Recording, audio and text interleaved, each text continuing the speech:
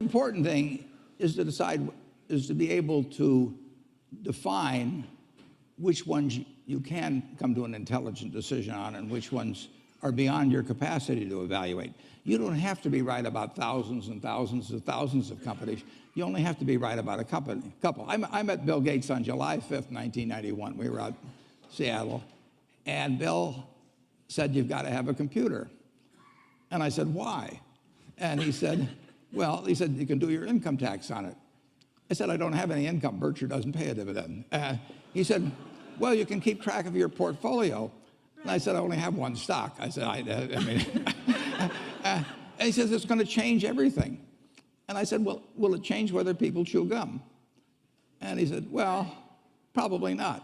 And I said, "Well, will it change what kind of gum they chew?" And not. And I said, "Well, then I'll stick to chewing gum and you stick to computers, you know." I don't have to understand all kinds of business. There's all kinds of business I don't understand. But there's thousands of opportunities there. I did understand the Bank of America, you know, and I'll be able, I'm able to do that. I'm able to understand some given percentage. But Ted Williams wrote a book called The Science of Hitting. And in The Science of Hitting, he's got a diagram, shows him at the plate. And he's got the strike zone divided into 77 squares, each the size of a baseball. And he says, if I only swing at pitches in my sweet zone, which he shows there, and he has what his batting average would be, which is 400. If he had to swing at low outside pitches, but still in the strike zone, his average would be 230. He said the most important thing in hitting is waiting for the right pitch.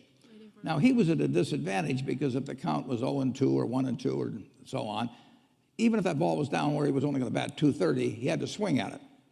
In investing, there's no called strikes. People can throw Microsoft at me and, you know, you name it, any stock, General Motors, and I don't have to swing. And nobody's going to call me out on called strikes. I only get a strike called if I swing at a pitch and miss. So I can wait there and look at thousands of companies day after day, and only when I see something I understand and when I like the price at which it's selling, then if I swing, if I hit it, fine. If I miss it, it's a strike. But it's an enormously advantageous game.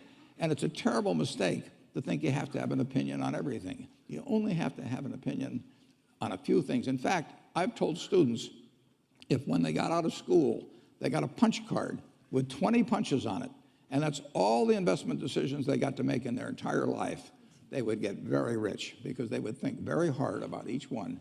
And you don't need 20 right decisions to get very rich. You know, 4 or 5 will probably do it over time. So I don't worry too much about the things I don't understand. If you understand some of these businesses that are coming along and can spot things on, if you can spot on Amazon, for example, I mean, it's a tremendous accomplishment what Jeff Bezos has done. And I tip my hat to him. He's a wonderful businessman. He's a good guy, too. But could I have anticipated that he would be the success and 10 others wouldn't be? I'm not good enough to do that.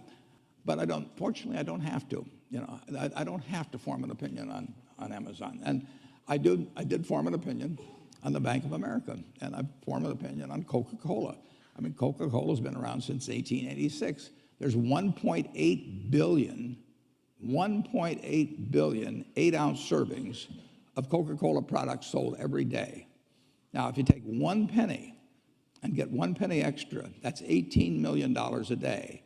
And 18 million times 365 is 7 billion, 3 less 730 billion, or $6,570 million. So annually, $6,570 million from 1 penny. Do you think Coca-Cola is worth a penny more than, you know, Joe's Cola? I think so. So, you know, and I've got about 127 years of history that would indicate it. So those are the kind of decisions I like to make. And you may have an entirely different field of expertise than I would have, and probably much more up to date in terms of the kind of businesses that we're seeing evolve. And you can get very rich if you just understand a few of them and understand their future.